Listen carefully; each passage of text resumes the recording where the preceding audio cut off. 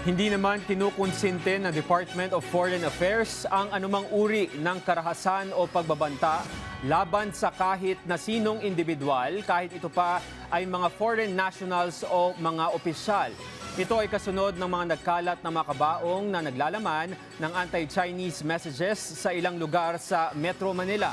Bagamat itinataguyod ng Pilipinas ang karapatan sa malayang pagpapahayag o freedom of expression, nilinaw ng kagawaran na may hangganan ito, lalo na kung humahantong na sa mga pananakot o paglalagay sa panganib sa buhay ng iba. Anila, ang ganitong mga hakbang ay hindi naglalarawan sa opisyal na ugnayang panlabas ng pamahalaan at hindi rin ito ang paraan ng mga Pilipino sa pagpapahayag ng batikos o saloobin sa mga sensitibong usaping politikal.